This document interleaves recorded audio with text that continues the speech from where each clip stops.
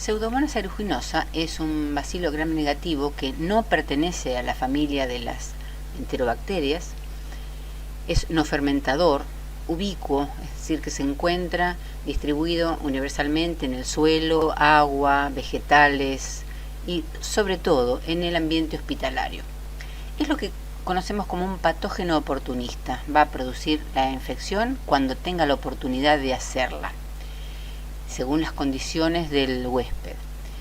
Entre las infecciones que pueden causar, que son muchas, Pseudomonas aeruginosa está relacionada con infecciones pulmonares, cutáneas, del tracto urinario, oculares, infecciones del oído externo y bacteriemia. Y vamos a ver en las próximas diapositivas que cuenta con múltiples factores de virulencia. Vamos a dividir los factores de virulencia de Pseudomonas aeruginosa en aquellos que forman parte de la estructura de la bacteria, como el flagelo, las fimbrias, la pseudocápsula, las proteínas afímbricas, el lipopolisacárido, y en aquellos secretados, es decir, productos extracelulares, como proteasas, elastasas, exotoxinas, pigmentos, etc.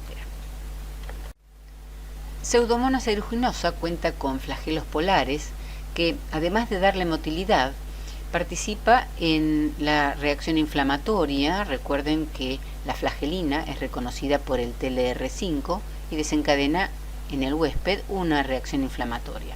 Pero además, una característica de los flagelos de Pseudomonas aeruginosa es que participan en la adherencia, especialmente en la adherencia al tracto respiratorio.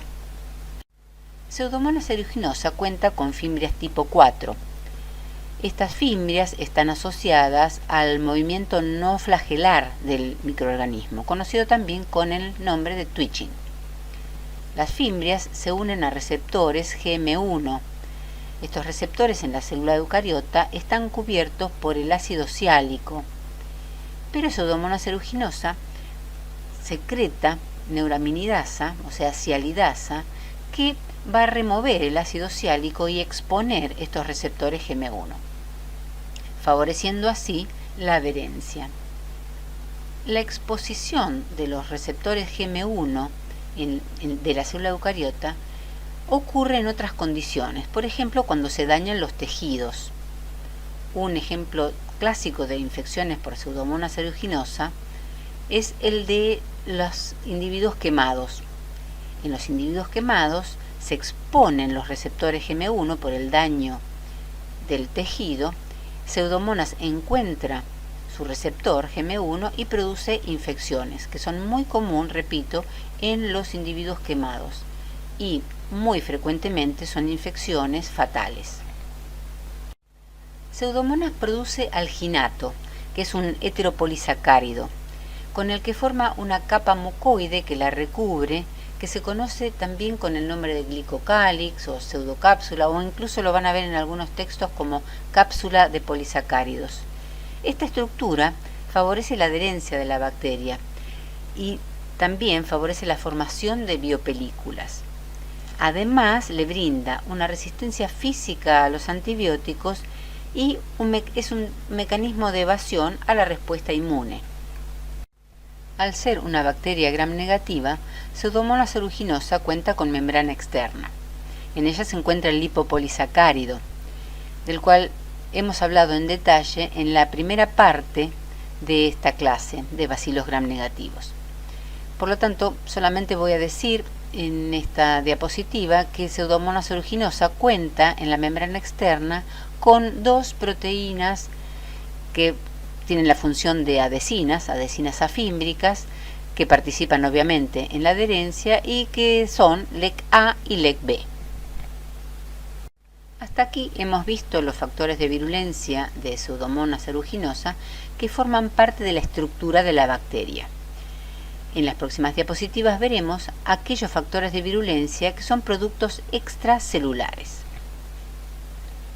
Antes de ver en detalle los factores de virulencia que Pseudomonas aeruginosa secreta, vamos a recordar que las bacterias expresan sistemas de secreción que son indispensables para transportar proteínas, ya sea enzimas, toxinas u otras macromoléculas, hacia el espacio extracelular.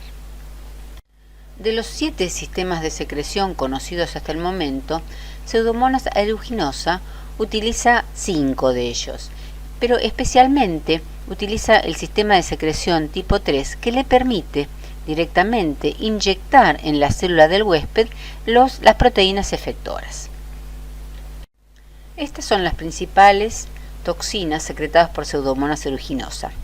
La exotoxina A inhibe la síntesis proteica, es una ADP ribosiltransferasa que inhibe el factor de elongación. Las exotoxinas S y T tienen una misma función, muy parecida, producen la disrupción del citoesqueleto de actina, por lo que los fagocitos no pueden internalizar a la bacteria. Esto entonces sería parte de un mecanismo de evasión. Induce además apoptosis de células endoteliales, de linfocitos T, de macrófagos y de células epiteliales.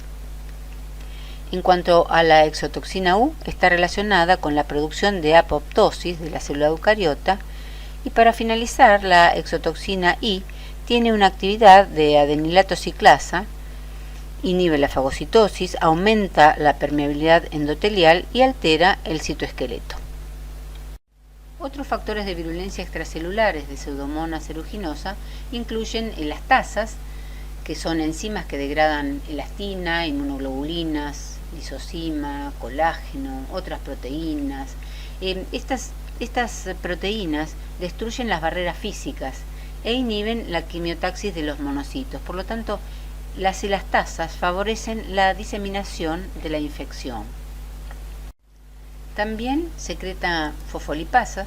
Las fosfolipasas dañan la membrana y digieren el surfactante pulmonar, por lo cual son muy importantes en la generación de las infecciones pulmonares por Pseudomonas aeruginosa. También cuenta con sidroforos, recuerden que son moléculas que le permiten a la bacteria captar el hierro del ambiente, piocinas, que son moléculas que le permiten a la bacteria competir con otras, ya que dañan otras especies bacterianas, y pigmentos.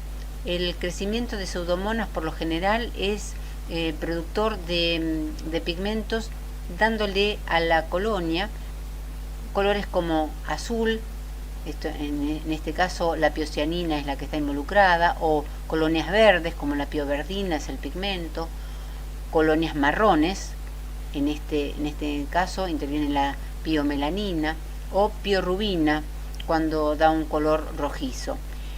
Algunos de estos pigmentos tienen además una acción citotóxica, ¿sí? Por ejemplo, la piocianina afecta las células ciliadas del tracto respiratorio. Queda claro entonces que Pseudomonas aeruginosa cuenta con múltiples factores de virulencia que le permiten producir una gran variedad de infecciones. También les dije al comienzo de la clase que Pseudomonas es un microorganismo ubicuo. De hecho, tiene tan pocos requerimientos nutricionales que se la puede encontrar en las aguas de los floreros, incluso desarrollando sobre las pastillas de jabón. Entonces, uno puede preguntarse cómo se explica que Pseudomonas, teniendo tantos factores de virulencia que le permiten hacer tantas infecciones diferentes, sea un patógeno oportunista. ¿Por qué lo consideramos un patógeno oportunista? ¿Qué condición tiene que tener el individuo para sufrir una infección por Pseudomonas aeruginosa? La condición predisponente es el daño del tejido.